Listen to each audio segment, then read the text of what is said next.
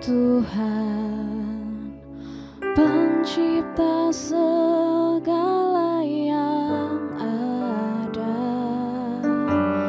dulu, sekarang, sampai selamanya. Hanya Engkau Tuhan, tak terselami pikiranmu, tak terukur panjang setiamu, dulu, sekarang, sampai selamanya. Hanya Engkau Tuhan.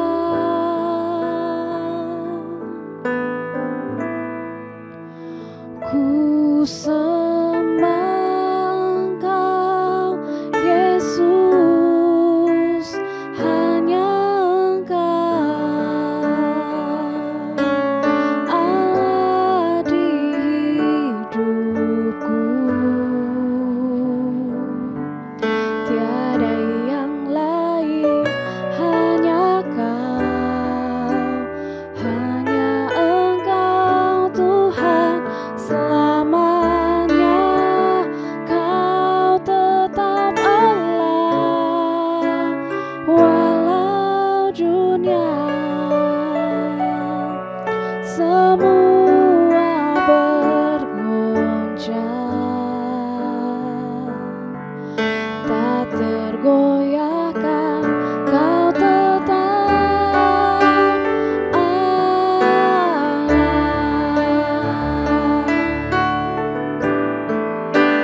Ku sembah Engkau, Yesus, hanya Engkau,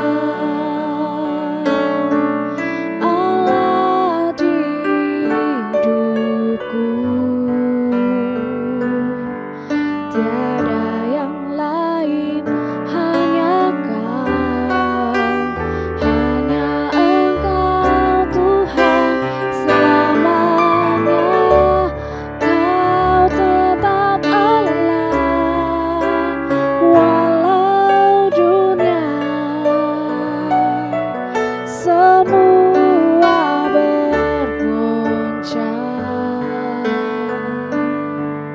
tak tergoyahkan Kau tetap Allah, Kau tetap Allah, Kau tetap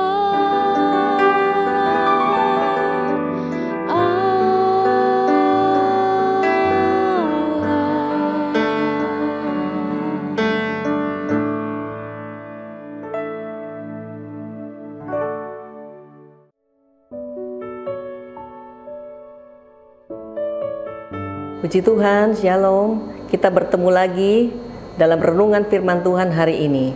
Saya akan beri judul Menjadi Anggota Tubuh Kristus, yang diambil dari 1 Korintus 12 ayat yang ke-12. Kemudian kita akan sambung lagi ayat yang ke-26 sampai 27. Karena sama seperti tubuh itu satu dan anggota-anggotanya banyak, dan segala anggota itu sekalipun banyak merupakan satu tubuh. Ayat 26, karena itu jika satu anggota menderita, semua anggota turut menderita. Jika satu anggota dihormati, semua anggota turut bersukacita. Kamu semua adalah tubuh Kristus, dan kamu masing-masing adalah anggotanya. Tubuh manusia dilengkapi oleh anggota-anggota tubuh seperti tangan, kaki, mata, mulut, hidung. Bahkan di dalam tubuh manusia, tubuh kita ini banyak organ-organ yang tidak kalah pentingnya, seperti anggota tubuh. Tubuh bisa dikatakan sempurna jika anggota tubuhnya dan organ-organ di dalamnya itu lengkap dan berfungsi dengan baik. Masing-masing anggota mempunyai fungsi yang berbeda-beda, tetapi semuanya menjadi satu kesatuan di dalam satu tubuh. Tidak ada anggota tubuh yang dapat berdiri sendiri, karena anggota tanpa tubuh tidak akan berguna apa-apa. Demikian juga dengan tubuh, tanpa anggota, dia bukanlah menjadi tubuh yang sempurna. Setiap anggota akan berguna jika dia terhubung ke dalam tubuh. Demikian halnya dengan kita. Jemaat Tuhan dan kumpulan orang-orang percaya itu merupakan tubuh Kristus. Saudara dan saya itu adalah merupakan anggotanya. Kita tidak dapat berbuat apa-apa jika kita terpisah satu dengan yang lainnya, apalagi kita tidak terhubung dengan tubuh Kristus. Saudara tidak dapat berkata bahwa yang penting saya sudah terima Yesus, saya sudah diselamatkan dan menjadi salah satu anggota dari gereja. Itu sudah cukup. Karena tujuan saudara diselamatkan bukan hanya untuk diri saudara sendiri, tetapi supaya saudara berfungsi untuk menjadi berkat kepada orang lain. Sebagai anggota tubuh Kristus, kita harus hidup dalam satu kesatuan, saling melengkapi jika ada yang kurang, saling membangun jika ada yang lemah, saling menopang dan memberi kekuatan, bukan untuk saling menyakiti dan saling melukai.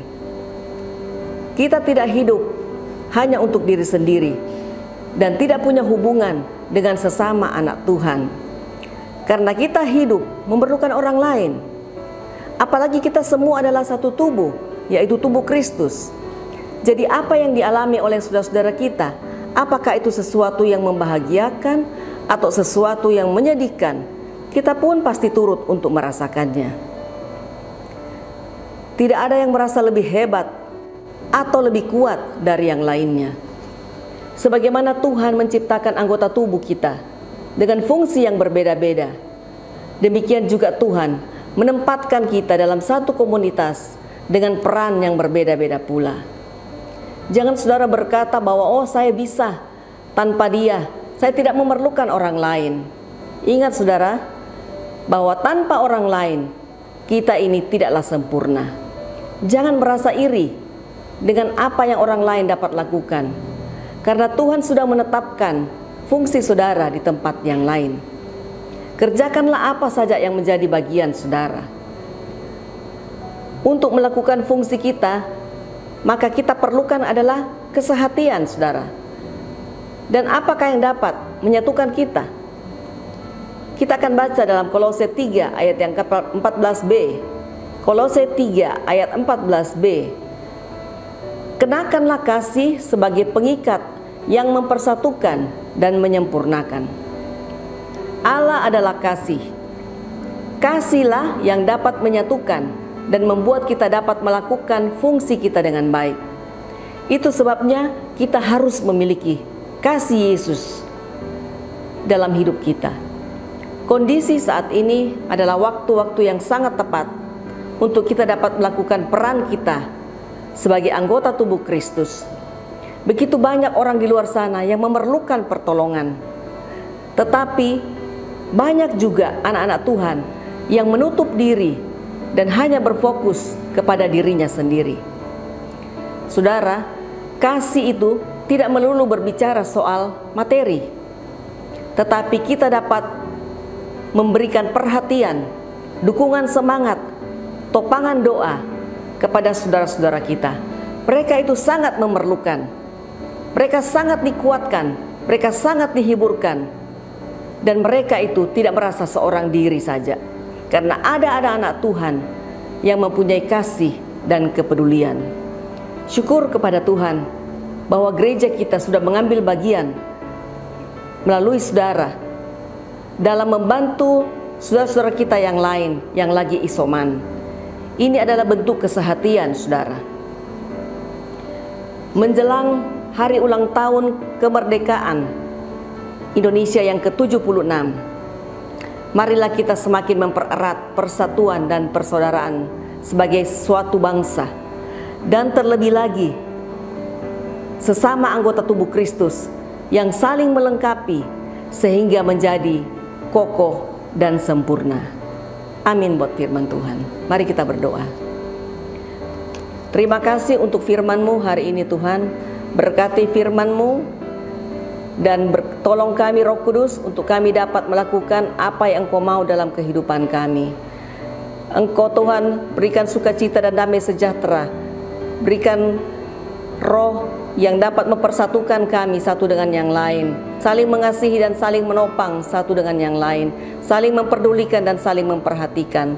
Terima kasih Bapa, kami percaya aktivitas kami sepanjang hari ini diberkati oleh Tuhan. Damai sejahtera, sukacita, kesembuhan, kesehatan Engkau berikan ke dalam kehidupan kami. Terima kasih Bapa, kami mengucap syukur di dalam nama Yesus. Haleluya, amin.